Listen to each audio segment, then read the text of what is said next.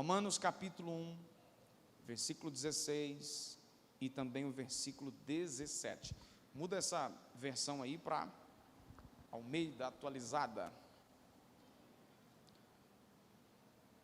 Eu falei que hoje de manhã, no finalzinho da escola dominical, aproveitando um gancho da Cesalpina, quando você for comprar uma Bíblia, não escolha simplesmente pela capa, né? Eu até disse, vou repetir agora de manhã aqui, que principalmente as mulheres vão comprar a Bíblia, olha, pela primeira coisa, pela capa, né? As capas bonitinhas, coloridinha, floridinha, né? Homem não tem muita, olha que se não, tá preto, tá bom, já era. Mas as capas aí não são as coisas mais importantes. Você precisa olhar a tradução. A tradução que nós recomendamos aqui é esta aí, ó. Essa aí está a Nova Almeida atualizada, né?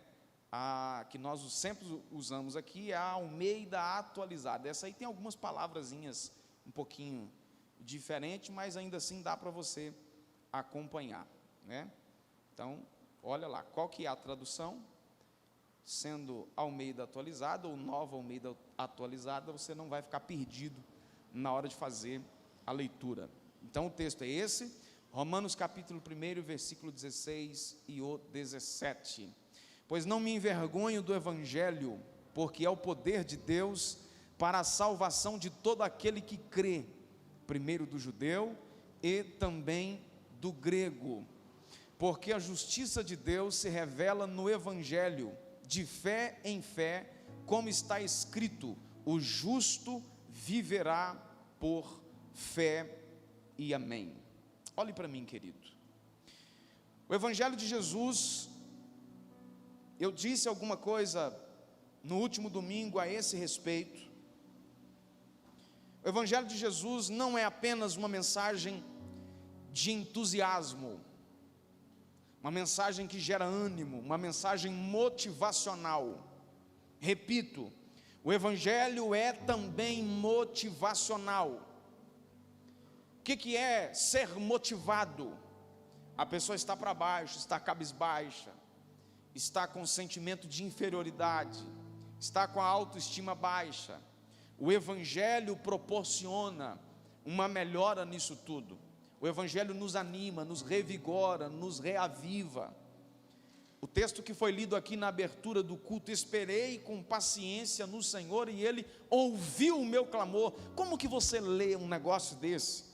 Diante de uma eventual aflição que você esteja vivendo e você não se anima. A palavra de Deus, ela é animadora, mas ela não é apenas mensagem voltada para ânimo, para entusiasmo, para determinação. O Evangelho de Jesus é, na verdade, um estilo de vida diferenciada. E às vezes o Evangelho pode gerar, sim, situações embaraçosas, situações que às vezes nos constrange, como por exemplo, eu já sofri na época de escola. Eu era um dos poucos crentes na minha sala e na escola propriamente dita, e eu já ouvi muitas piadas. Hoje diminuiu um pouco, mas ainda sai. Então, ser evangélico, ou ser cristão, ou seguir a Jesus, ou seguir o Evangelho, às vezes gera para nós algumas situações que nos causam certos constrangimentos, situações embaraçosas. Isso eu estou falando do ponto de vista humano. Agora, olha a expressão do apóstolo Paulo nesse versículo. Por que Paulo deveria ter vergonha do Evangelho? Ele começa o versículo 16 dizendo: não me envergonho do Evangelho de Cristo. E ele explica por quê. Porque é o poder de Deus. Por que Paulo está dizendo isso? Porque Paulo deveria ter, talvez, do ponto de vista humano, alguma vergonha em relação ao Evangelho. E aí ele trouxe essa explicação que não se envergonharia, se na verdade Paulo estava falando para Roma, e tem uma palavra que era assim: os romanos eram fascinados, que era o poder. E ele disse: olha, eu não me envergonho, porque é o poder de Deus. alguns motivos para uma aparente vergonha do Evangelho. O Evangelho começou a se espalhar a partir de uma região pobre que havia sido conquistada por Roma há pouco tempo, a Palestina. Segundo, o principal pregador da mensagem do Evangelho foi morto, crucificado entre dois ladrões. A morte de crucificação, ou por crucificação, era a morte mais vergonhosa daqueles dias. Os romanos tinham prazer em expor as pessoas inimigas, bandidos da época, os criminosos da época, em cruzes. O sujeito era pregado lá e ele ficava exposto. Aquilo era uma mensagem que era passada a eventuais conspiradores do império. Então, o principal pregador da mensagem havia sido morto desse jeito. Por que se envergonhar? Ou por que se envergonharia? Os adeptos dessa mensagem, eram pessoas de pouca cultura e às vezes até menosprezados pelos demais. No caso, muitos cobradores de impostos, muitas prostitutas, as pessoas mais simples, no sentido econômico da palavra, é que normalmente eram os recém-convertidos ao Evangelho. Quando alguém do calibre de Paulo se convertia, era uma notícia animadora. Paulo era totalmente diferente. Paulo era um poliglota. Eu sou poliglota, de muitas grotas. Paulo não, Paulo falava vários idiomas. Paulo era muito bem instruído. Paulo era chefe de um grupo de soldados do exército romano. Paulo era membro do Sinédrio. Paulo era de família tradicional da época e outras coisas mais. Paulo não apenas se converteu então ao Evangelho, como ele passou a dedicar a sua vida em pregá-lo por toda parte. Paulo era um estudioso. Ele não era um analfabeto, como era normalmente uma característica das primeiras pessoas que se converteram ao Evangelho. Paulo era um amante dos clássicos. Ele conhecia tudo da filosofia. Era um estudioso. Era um homem que tinha facilidade muito grande com as palavras. Era um homem que sabia encaixar as palavras nos seus devidos lugares. E ele começou a pregar esse Evangelho. Ele não apenas se converteu a ele, mas ele começou a pregar esse Evangelho. O que para muita gente talvez seria motivo de vergonha por essas simples razões que eu acabei de passar aqui. Para Paulo não, isso não importava. Paulo entendeu que o Evangelho era o poder de Deus.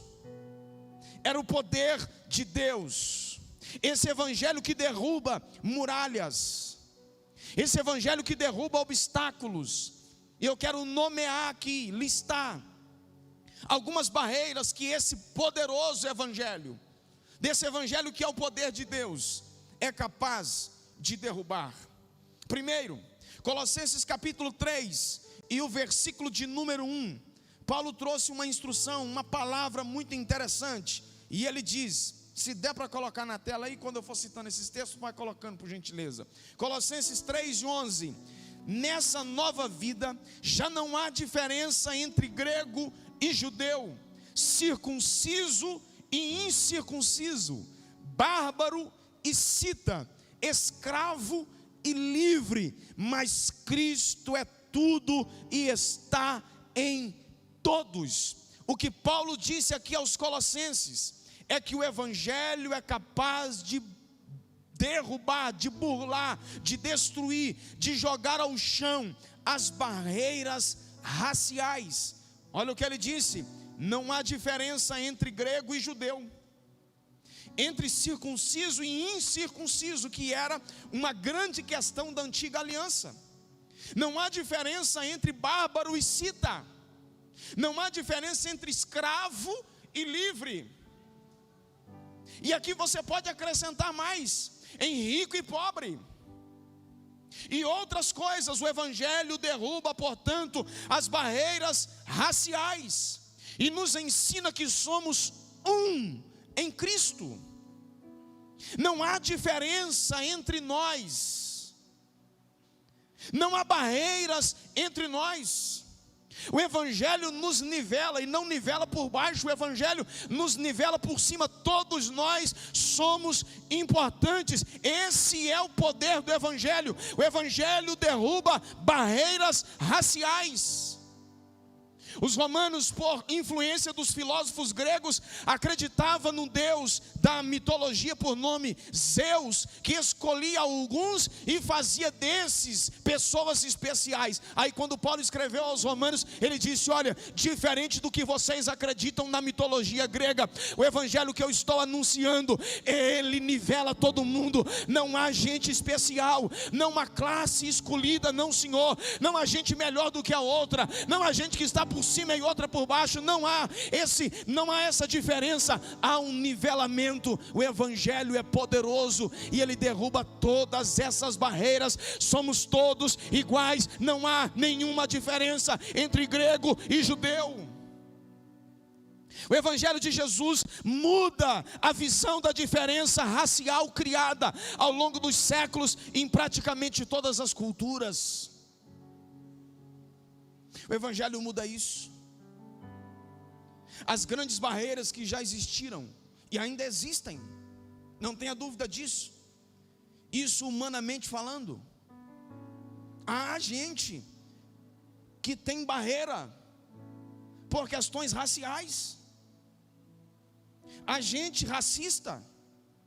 Há brancos que não suportam negros, e há negros também racistas que não suportam brancos.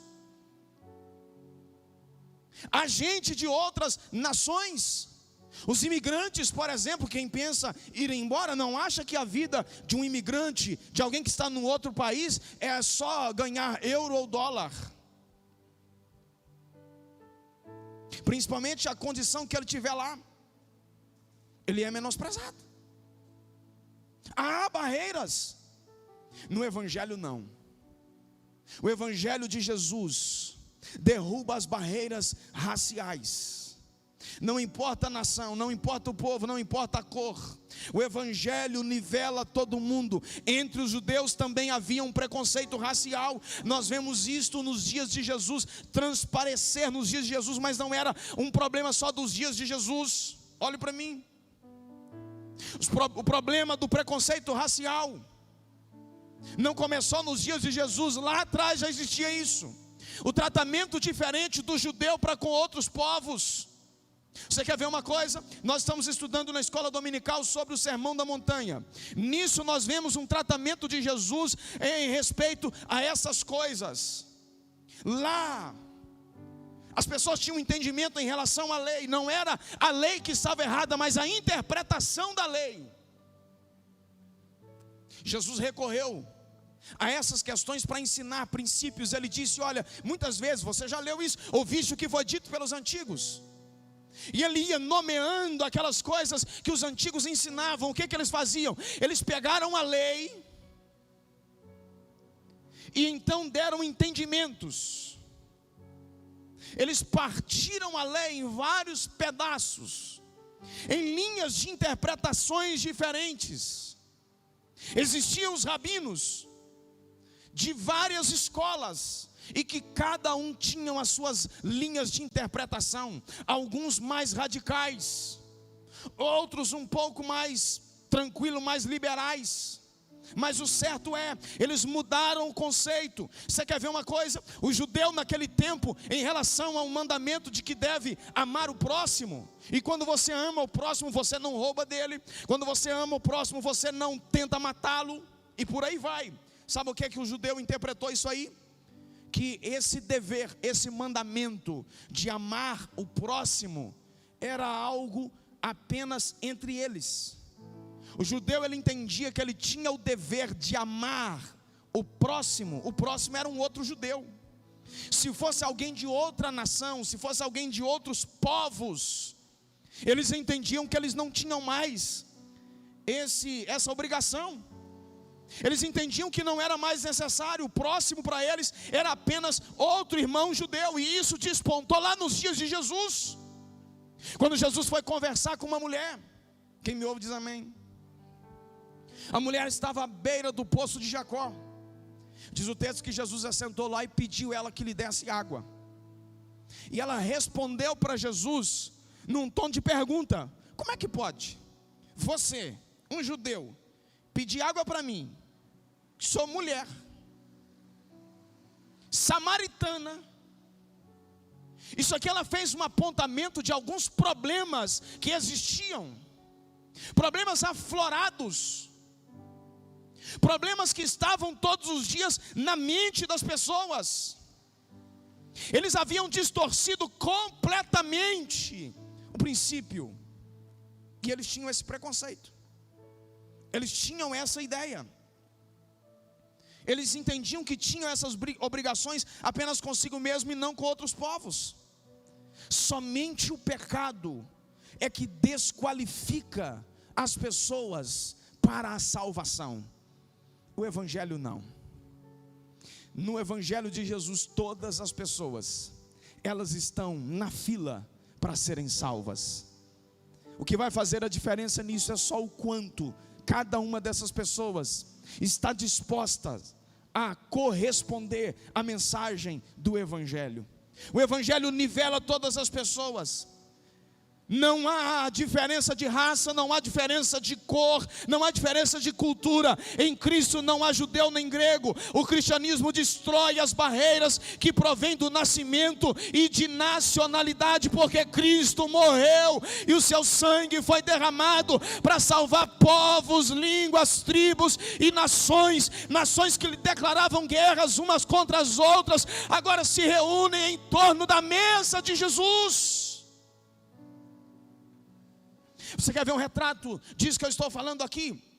Você vai aqui em Ouro Preto. A Bianca ama Ouro Preto. Toda vez que você tiver a oportunidade de ir em Ouro Preto, convida ela, que ela quer ir. De tanta vez que a gente já foi lá em Ouro Preto, quando fala em Ouro Preto, ela já acha ruim. Lá em Ouro Preto tem umas casas, em alguns lugares lá. Você passa na calçada assim, logo acima da calçada tem umas janelazinhas com grades assim, ó. Eram os lugares onde ficavam os escravos, as senzalas, era no porão, no subsolo. Hoje são os barzinhos da noite, algumas lojinhas, né? E preservaram lá até a altura da porta, que o sujeito tinha que abaixar para entrar dentro. A barreira racial. O escravo não se assentava à mesa junto com seu senhor. O escravo não estava junto com seu senhor. O momento que ele desfrutava da companhia com o Senhor era o momento que ele estava ali para servir a mesa, mas se assentar jamais. O Evangelho proporciona isso, em que não há mais distinção de raça, cor, povos. Isso para nós aqui, nós não temos assim uma dimensão real disso que eu estou falando aqui. Porque nós estamos aqui, eu acho que todo mundo que está aqui é brasileiro. Mas em igrejas, em países ou em lugares, em cidades maiores, onde juntam-se pessoas de várias nacionalidades, isso aqui torna-se um pouquinho mais fácil de compreender e entender a profundidade disso que eu estou dizendo. Eu vou repetir a frase que eu disse agora há pouco. Nações que declaravam guerras umas com as outras, agora se reúnem ao redor da mesa do Senhor. Porque Ele comprou para si povos. Olha o que diz o texto de Apocalipse capítulo 5 versículo 9. Na visão do Apocalipse, João viu que no céu era cantado um cântico: Tu és digno de receber o livro e de abrir os seus selos, pois foste morto e com seu sangue compraste para Deus homens de toda a tribo, língua, povos e nações. Que coisa chique. Isso é fenomenal. No início do mês de novembro, eu fui numa tribo indígena lá no Pará. Que coisa chique. Você chega perto, eu conversei lá com um chefe do cacique da tribo. E o cara é crente. A paz do Senhor, olha para você ver. Uma turma que muita gente olhava antes, não, são selvagens. Tem muita gente que acha que índio nem alma não tem, que não é gente. Lá no meio da tribo, uma igreja evangélica, e eles fazem culto lá toda semana. O evangelho de Jesus é isso, é o poder de Deus que derruba barreiras, barreira racial. Segunda barreira que o evangelho derruba, barreira social. Olha o que diz o texto de Filemon, versículo 15 e 16. Filemon só tem um capítulo, então versículos 15 e 16. Olha o que Paulo disse a Filemon. Talvez ele tenha sido separado de você por algum tempo, para que você o tivesse de volta agora para sempre, não mais como escravo, mas acima de escravo, como irmão amado. Para mim ele é um irmão muito amado, e ainda mais para você, tanto como pessoa, quanto como cristão. O que é a carta de Paulo a Filemon? Escute isso. Paulo escreveu essa pequena carta para Filemon com um único objetivo. Se você não leu a carta de Filemon ainda, primeiro, é um sinal que você nunca leu a Bíblia toda. Segundo, você precisa ler. Uma cartazinha pequenininha. Separa um tempinho lá, com poucos minutos você lê. Paulo escreveu essa carta para Filemon com um único objetivo: recomendar de volta Onésimo. Olha que nome chique. É um nome bonito, Ismaília, né?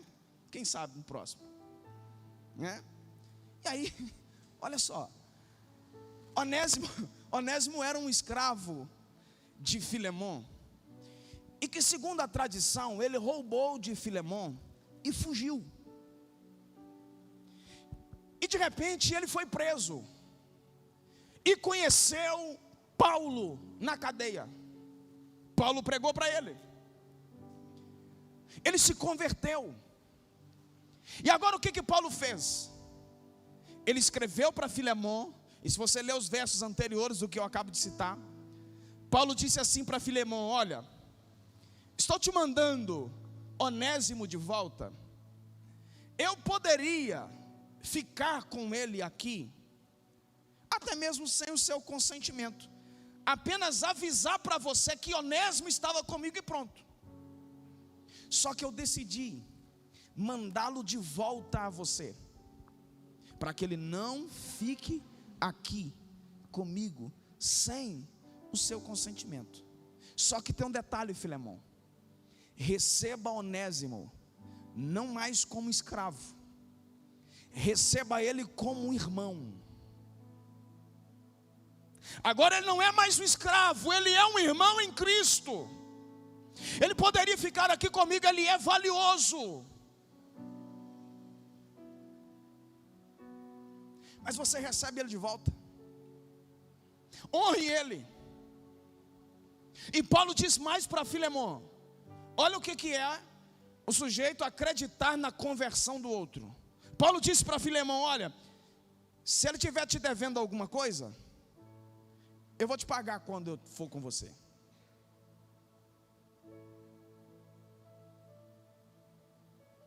O evangelho é o poder de Deus que derruba as barreiras raciais, derruba a barreira social. Paulo diz que aquele que foi embora, aquele que fugiu como escravo, deveria ser recebido agora de volta como irmão. Esquece esse negócio de escravidão. A barreira social havia caído. Esse é o poder do evangelho que coloca todos no mesmo nível de igualdade. Os povos incultos e os cultos congregam juntos, celebram juntos, cantam juntos. O homem mais culto tem comunhão com o inculto.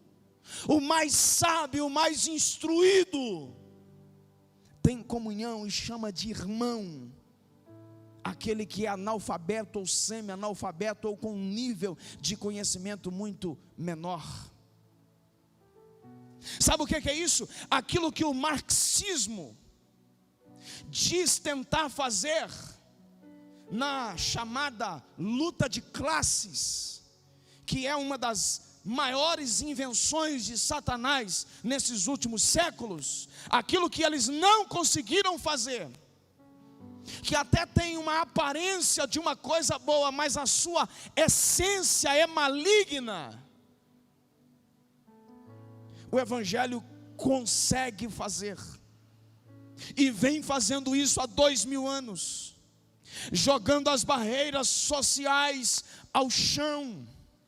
O Evangelho hoje tem gente das mais simples até as mais estudadas. Gente, há gente de Deus na Suprema Corte do país. Nós estamos falando aqui a nível de Brasil.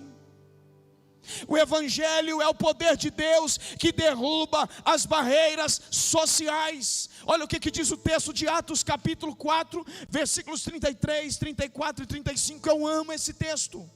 E diz: com grande poder os apóstolos davam testemunho da ressurreição de Jesus, e em todos eles havia abundante graça.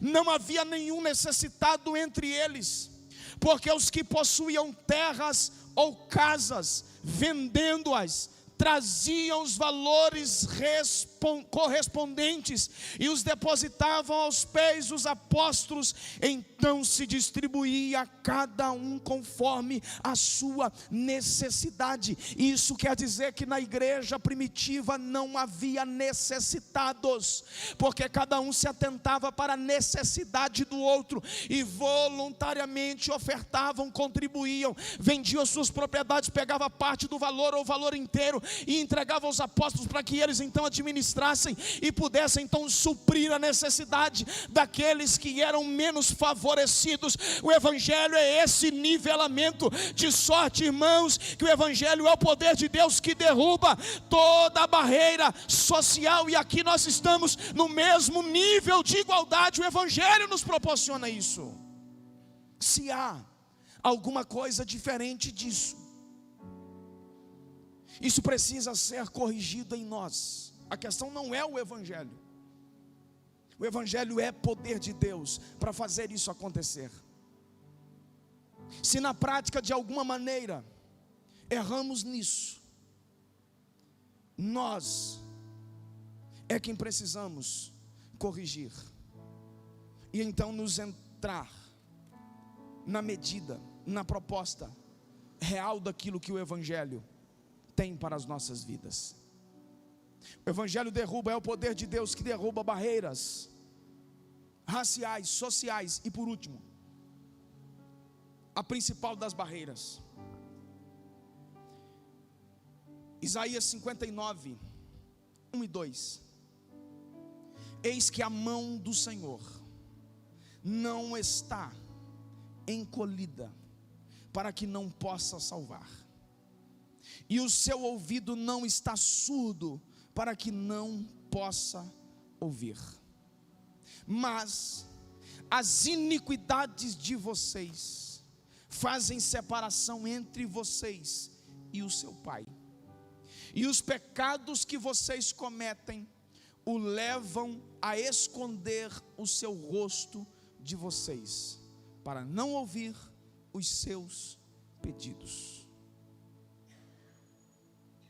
Deixa eu lhe dizer uma coisa: o pecado é a maior,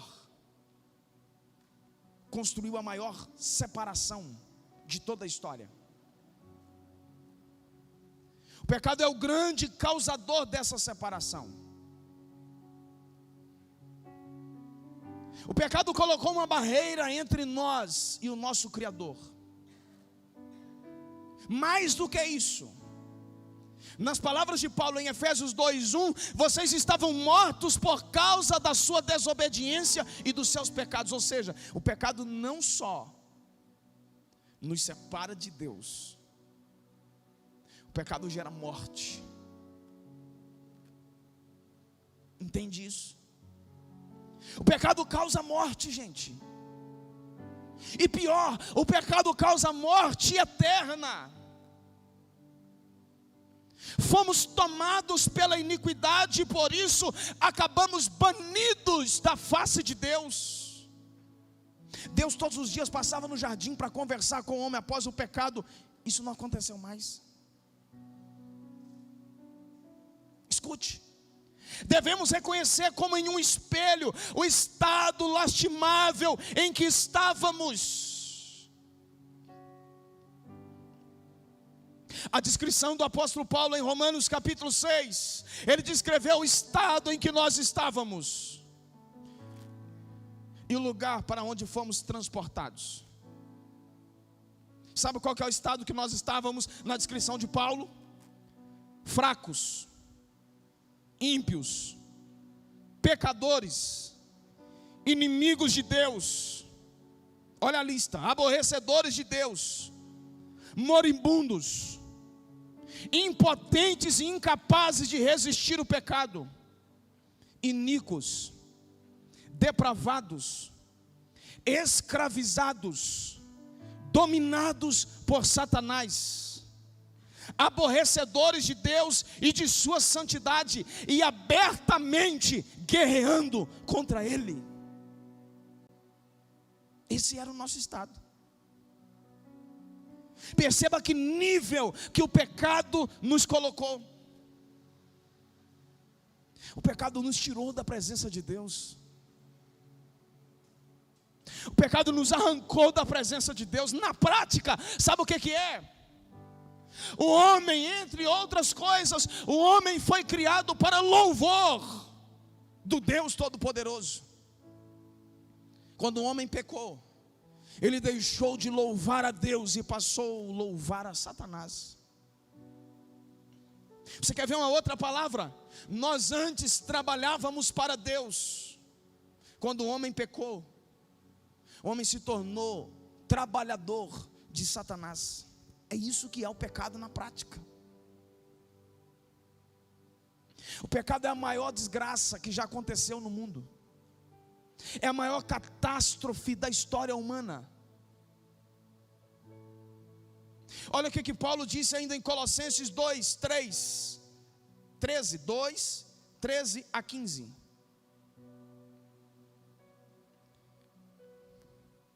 Se o pecado nos separou de Deus, Deus não abriu mão de nós. Olha o que Deus fez. Quando vocês estavam mortos em pecados e na incircuncisão da carne, fora da aliança, você pode entender essa palavra. Deus os vivificou juntamente com Cristo, e Ele nos perdoou todas as transgressões, e cancelou a dívida, ou escrito de dívida, que consistia em ordenâncias, e nos era contrária. Sabe o que acontece? O nosso pecado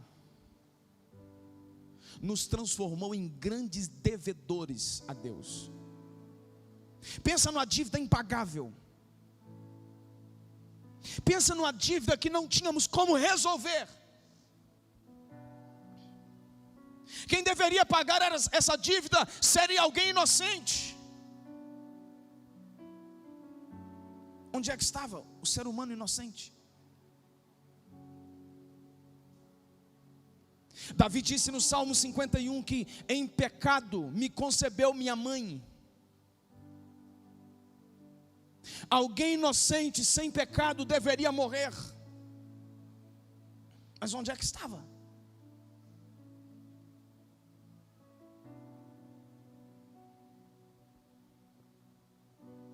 Cristo se colocou nessa condição. Paulo diz que ele abriu mão da sua glória, se fez homem, se dispôs a fazer, e então ele resolveu pagar essa dívida. E aí o que ele fez? Continuando a leitura de Colossenses, ele então cancelou a escrita de dívida que consistia em ordenanças e que nos era contrária. Ele a removeu pregando-a na cruz, e tendo despojado os poderes e as autoridades, fez deles um espetáculo público, triunfando sobre eles na cruz. O que acontecia era o seguinte, meu filho: todos nós, como eu disse, era escravos de Satanás, trabalhávamos para ele, ele era o nosso patrão. Sabe o que Jesus fez? Jesus pegou a cédula da nossa dívida, a promissória de tudo aquilo que nós devíamos, cravou na cruz do Calvário e disse para o espírito imundo: a dívida está paga, você não pode mais perturbar eles, eles foram comprados. Vocês estão expostos à vergonha, porque vocês não têm mais domínio sobre eles. É de nós que o texto está falando, gente. Satanás não tem mais domínio sobre nós. A nossa dívida foi paga. Jesus consumou tudo aquilo que nós devíamos. Ele pagou na cruz do Calvário, derramando o seu sangue, tomando o meu e o seu lugar, e nos fez livres. O Evangelho é o poder de Deus que derruba a maior de todas as barreiras, que é a barreira de separação que existia entre Deus e o homem. E agora, crendo nesse Evangelho, esse Evangelho é poderoso para apanhar, para alcançar, para resgatar o mais vil pecador. Não importa o quão profundo ele esteja no lamaçal do pecado, não importa o quão terrível seja. Às vezes pode ser até chocante o que eu vou dizer aqui para nós, à vista humana, mas o Evangelho é poderoso para apanhar o mais vil pecador, o pior dos criminosos, e resgatá-lo e colocar nas regiões celestiais. Esse é o poder do Evangelho. Até aqueles que a gente acha que não tem perdão, que cometeu as piores atrocidades, o Evangelho é poderoso para transformar a vida dessas pessoas. O próprio apóstolo Paulo foi assim. As atrocidades que Paulo fez antes de se converter, qualquer um de nós aqui diria que não tinha jeito para aquele homem.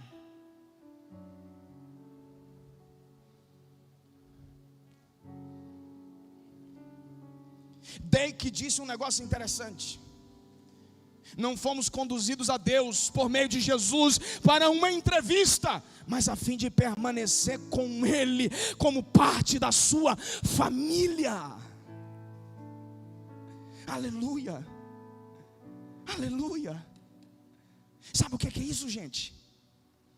Estávamos banidos, estávamos longe, mas agora nós temos a oportunidade de fazer parte da família de Deus. Só o Evangelho de Jesus é que garante o homem a oportunidade de se salvar por meio de Cristo. O Evangelho é o poder de Deus. O Evangelho causa a destruição do poder do pecado que escraviza a vida das pessoas. E Paulo dizer isso aos romanos era uma mensagem encorajadora. Paulo disse isso em plena escravidão do Império Romano. O apóstolo Paulo falou de liberdade, falou de vida e não de morte, falou de adoração a Deus em vez de adoração aos homens, falou de reino do céu em vez de império da terra. Esse é o Evangelho. 1 Coríntios 15. Quando, porém, eu te convido para estar de pé, eu vou citar esse texto com você de pé. O Ministério de Louvor pode vir cá para me ajudar também, por gentileza.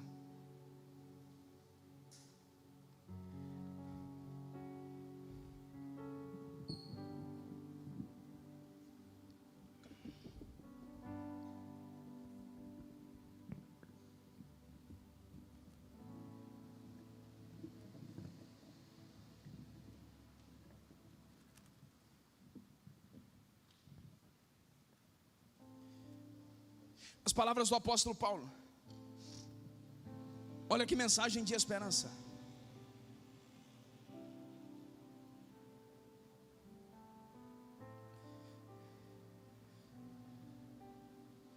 Um homem condenado, afastado de Deus.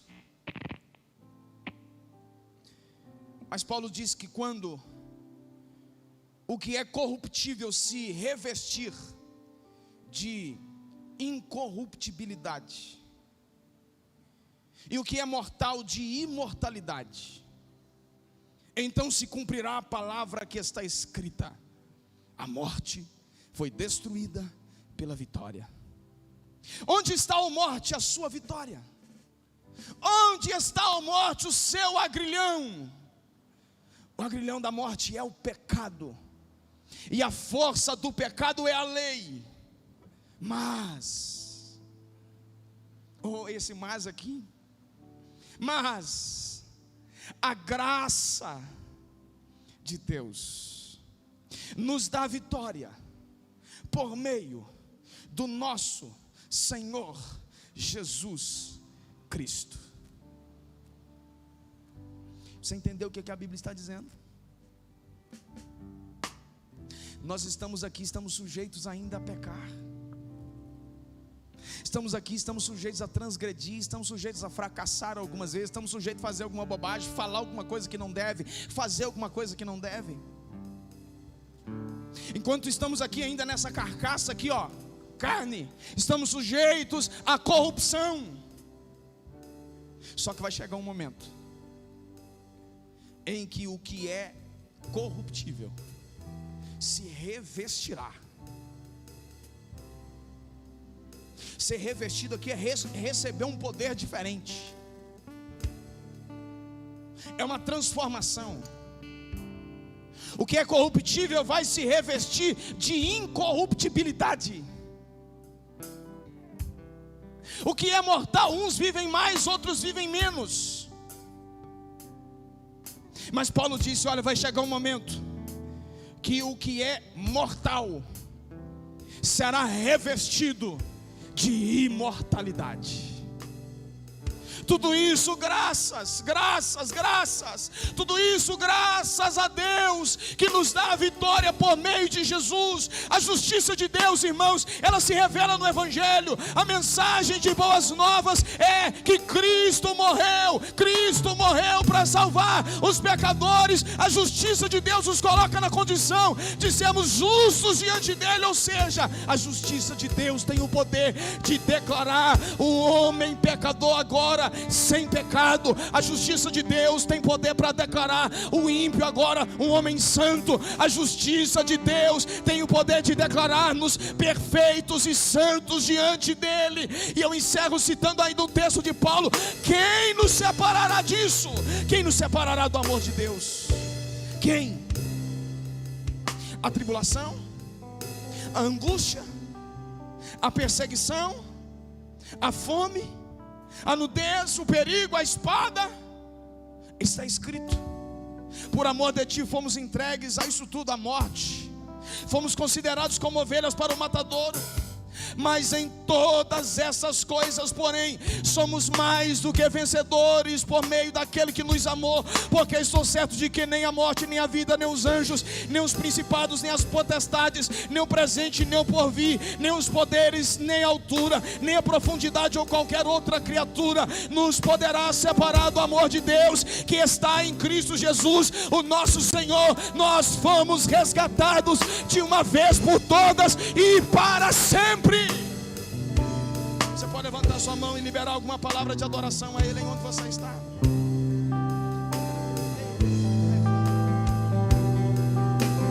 Libere palavras de adoração.